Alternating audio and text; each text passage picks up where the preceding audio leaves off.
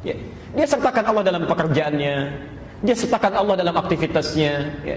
Jadi kalau orang menyertakan Allah itu mustahil, akan sulit itu mustahil, pasti mudah. Ya. Pasti mudah. Ya. Saya kasih perbandingan begini. Ini urusan dunia dulu ya, yang para ikhwan dulu. Saya tanya, rizki itu adanya di mana? Di langit atau di bumi? Ya, tahu dari mana? Quran surah 51 ayat 22. Ya. Kita usahakan dari Al-Quran, kemudian Sunnah. Kalau kita temukan dari situ, itu yang terbaik. Ya, sebelum mencari yang lain. Bismillah. Quran surah 51 ayat 22. Ini teori tentang rezeki ya. Kita lihat misalnya. Wa fis samaa'i rizqukum wa ma tu'adun. Ya. Kata Allah, dan di langit rezeki Anda sudah disiapkan, ditetapkan, ya, dan tidak akan tertukar. Di langit rezeki kita sudah disiapkan, dituliskan, tidak akan tertukar. Ya. Jadi mohon maaf kalau Allah sudah kasih statement tidak akan tertukar. Jadi tidak ada kerjaan mengambil rezeki orang. Ya. Jangan pernah mengharapkan rezeki orang lain, apalagi mengambilnya, itu tidak ada kerjaan. Karena rezeki kita sudah ditetapkan. Ya. Ingat hukum pengambilan itu ya. Ingat hukum pengambilan. Kalau ada hak orang lain diambil, maka seketika terasa menyenangkan, tapi yang diambil ini satu saat akan kembali. Ya, akan kembali. Jadi kalau orang ngambil rezeki orang lain, cuma melelahkan diri saja, ngambil, ya kapan lagi akan dikembalikan? Ya, satu saat, entah besok, entah seminggu kemudian, entah sebulan kemudian, pasti akan kembali. Ya. Ini cuma melelahkan diri saja, ngambil sesuatu, berputar-putar, ujung-ujungnya balik lagi. Ya. Ini sudah, kalau sudah Allah berikan, jangan cari yang bukan milik kita. Wa ma tu'adun, dan dijanjikan kata Allah pasti diberikan. Rizki kamu sudah dituliskan di langit, dijanjikan diberikan. Ya. Rizkinya di langit. Kita hidup di mana? Di bumi. Di bumi.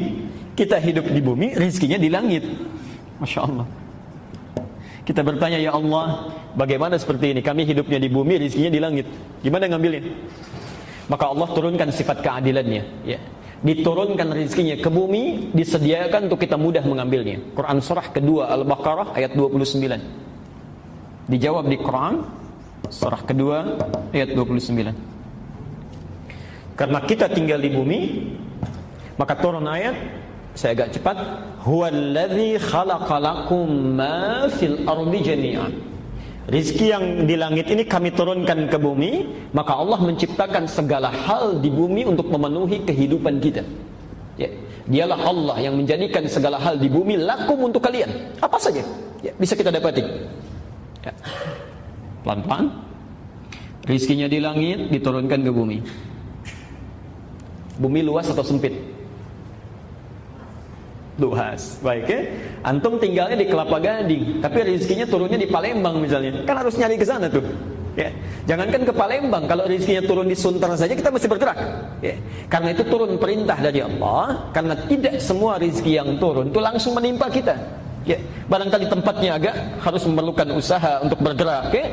Karena itu turun ayat Quran surah kedua Al-Baqarah ayat 168. Ya. Kita diminta untuk berusaha untuk mengambilnya. Ya ayyuhan nasu, hei manusia, kulu mimma fil ardi halalan thayyiban. Silahkan kamu berusaha untuk mendapatkan rizkimu, ya. Untuk makanmu, untuk minummu, untuk segalanya, ya.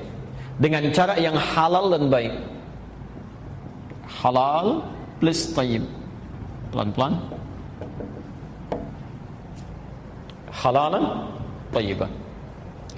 Perhatikan rumusnya sini. Di rizki itu tidak cukup dengan diharap-harap, tapi menuntut usaha untuk meraihnya. Tapi yang menarik, bahasa Quran ketika meminta manusia mencari rizki, itu membuat hukum umum, universal. Ya, tidak mengikat akidah. Hukumnya mesti dicari dengan halal, legal. Ya. Tidak boleh mencuri, merampok dan sebagainya. Hati-hati. Karena hukumnya sifatnya umum mengikat bagi manusia, maka manusia agama apapun, kepercayaan apapun yang melanggar dua ketentuan ini pasti mendapatkan konsekuensi dari kehidupan dunianya, diproses juga. Misal ada seorang muslim mencuri misalnya, menempuh mencari rezeki dengan cara yang tidak halal, tentu akan ditempuh juga melalui hukum dunia. Jadi tidak akan dibedakan, mau orang Islam mau non muslim, begitu mendapatkan mencari rezekinya dengan cara yang tidak halal, maka diluruskan juga. Saya belum pernah mendengar ada polisi misalnya ketika menangkap pencuri ditanya dulu, bapak agamanya apa? Nggak mungkin. Oh Islam pak, oh kalau gitu nggak usah ditangkap, dikasih tausiah saja. Nggak bisa. Mau Islam mau non Muslim, begitu salah ya sudah proses, selesaikan hukum umum. Yang menarik bukan itu. Kita agak percepat. Ketika ada seseorang mencari rezeki Bismillah dengan imannya, dengan keyakinannya. Ada orang bertanya kepada Allah, ya Allah, kami minta keadilan. Ada non muslim, dia tidak sholat, dia tidak puasa, dia tidak zakat, masa bisa mendapat kemudahan dalam mencari rezekinya? Kami yang sholat, yang puasa, yang berhaji, yang beribadah, harusnya ada perbedaan, ada kemudahan mendapatinya. Maka Allah turunkan ayat khusus yang diberikan hanya pada orang-orang yang punya iman. Quran surah kedua Al-Baqarah, ketentuan kedua, ayat 172. Pelan-pelan. Nanti silakan Anda perhatikan bagaimana cara Al-Quran mengungkapkannya. Yang di sini 168, ya ayyuhan nas, yang ini, hei manusia. Manusia sifatnya universal, bisa bagi seorang muslim atau non muslim. Tapi ketika menyebutkan di ayat 172, dirubah dari nas menjadi amanu, ya ayyuhalladzina amanu. Pelan-pelan. Kalau sudah amanu berarti hanya mengikat orang yang beriman saja. Orang Islam tidak di luarnya. Sekarang lihat ayatnya. Ya ayyuhalladzina amanu kulu. Di sini ada kulu, di sini ada kulu. Tapi yang hebat di sini mimma fil ardi halalan thayyiba, yang di sini kalimat halalnya dibuang. Kulu min thayyibati ma razaqnakum, halalnya dibuang, thayyibnya dijamakkan, thayyibat. Masyaallah. Ma razaqnakum.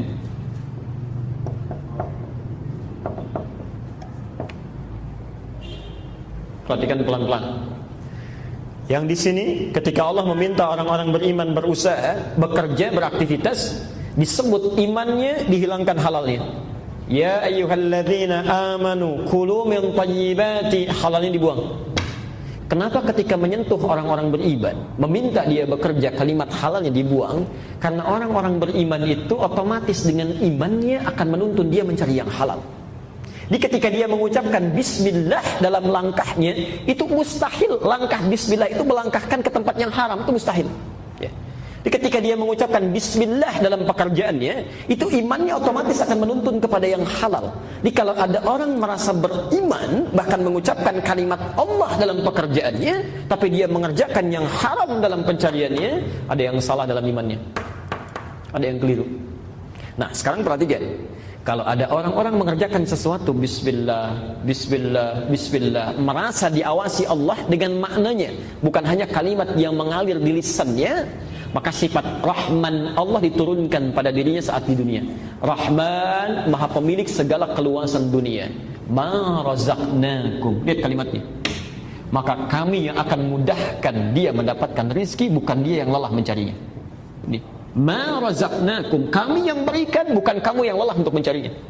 Jadi kalau kita mencoba untuk meningkatkan iman kepada Allah Subhanahu wa taala, kemudian diterapkan dalam aktivitas kehidupan, makan bismillah, minum bismillah, merawat anak bismillah, bekerja bismillah, maka Allah akan berikan naungan dalam kehidupan kita yang tidak akan pernah diberikan pada orang-orang yang tidak bismillah dalam kehidupannya. Jelas ya?